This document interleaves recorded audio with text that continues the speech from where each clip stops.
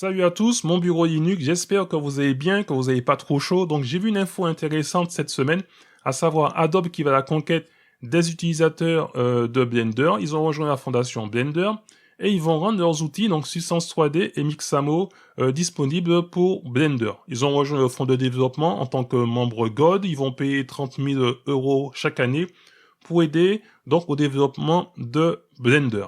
Donc Blender, c'est un logiciel open source de modélisation, d'animation et de rendu 3D par ordinateur, créé en 98. C'est développé par la fondation, on va dire, Blender. Et puis depuis quelques années, c'est un logiciel qui gagne en popularité et c'est reconnu par les géants de la technologie en général, notamment de secteur de l'animation 3D. Donc Adobe veut soutenir son développement. Donc pour rappel, en intégrant le fonds de développement de Blender, il n'y a pas qu'Adobe, hein, il y a d'autres grosses pointures, Nvidia, AMD, Ubisoft, Intel, etc. Donc pour Adobe, ils savent que l'industrie de la conception de l'animation 3D, donc on va dire que ça a le vent en poupe. Donc s'ils peuvent gagner encore d'autres parts de marché, mais ils vont pas se priver. Et puis ils veulent aussi conquérir, on va dire, d'autres utilisateurs qui utilisent notamment le logiciel open source Blender. Donc il y a Sébastien Deguy, hein, qui est, on va dire, le vice-président, on va dire, de tout, je pense que tout ce qui est la partie 3D. Donc là, il veut aider, on va dire, tous les artistes, hein, 3D du monde à créer, on va dire, tout ce qu'il faut, leurs assets pour les jeux vidéo, les effets visuels, etc. Et puis, ils veulent aider, dans ce cas, pour le logiciel open source, eh bien, ils vont donner deux nouveaux plugins, à savoir Substance 3D et Mixamo dans Blender. Donc, pour l'instant, ces deux-là, ils sont en version bêta. Donc, au lieu de se positionner, on va dire, en tant que concurrent de Blender, ils veulent simplement s'appuyer sur la popularité du logiciel Blender pour gagner, on va dire, ou avoir une nouvelle base d'utilisateurs en proposant leurs outils maison, Substance 3D et Mixamo qui seront directement disponibles depuis Blender. Et puis ils espèrent que avec leurs intentions, que ça va pas trop, on va dire, froisser, on va dire, hein, donc les partisans de l'open source lors de ce rapprochement entre Adobe et la communauté Blender. Donc il y a un article de blog, hein, donc retenez bien ce nom, Sébastien Deguy, là. Donc là, il va parler de ces deux nouveaux plugins, hein, et du rapprochement d'Adobe et de Blender. Il y a aussi sur le blender.org, dans la partie presse, ils en parlent que Blender, du moins Adobe qui a rejoint le fonds de développement de Blender. Et puis on va retrouver donc ces deux logiciels, hein. Comme d'habitude, tous les liens seront disponibles dans la vidéo de descriptif. Et puis on voit tout ce que peut faire, on va dire, donc Substance 3D dans Blender. Et vous avez aussi un autre logiciel qui s'appelle Mixamo, où là, on va pouvoir animer différents personnages. Pour ceux qui se demandent à quoi ressemble Blender, donc voici ce logiciel. Donc je ne vais pas vous les mettre en action, mais voilà tout ce que l'on peut faire avec ce logiciel Blender. Et ici, je suis à la version 2.93.1. Donc ici, on va regarder tout ce qui est... J'ai regardé pour faire une petite recherche concernant donc Substance 3D. Donc vous pouvez prendre le pack, par exemple, si je prends pour les particuliers et les indépendants, le nombre de stockages par mois, etc. Et ça vous fait, en arrondissant avec une grosse fourchette, donc 40 € par mois, grosso modo, mais seulement pour la première année, puis l'année suivante, ce sera plus cher. Et tout ce qu'on retrouve dans, donc on va dire, Substance 3D, les différents logiciels qui sont mis à disposition. Donc Mixamo, donc là, Mixamo, donc on peut tester, donc vous avez différents caractères de personnages. Et ces différents caractères de personnages, on peut aussi donc les animer. Donc là, c'est parti, en train de marcher. Donc là, on va aller dans l'animation. Et on peut lui dire soit de danser, de sauter, etc. ou d'être assis.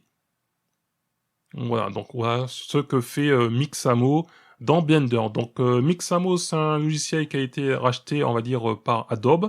Et on va regarder donc les prérequis. Donc pour pouvoir avoir Substance 3D, il vous faut vous connecter, créer un compte, que ce soit sur Adobe ou autre part. Et ici, lorsqu'on vient pour récupérer, on va dire, le plugin pour Substance 3D, il vous faut une version officielle de Blender, commençant par la version au minimum 2.90 jusqu'à la version 2.93.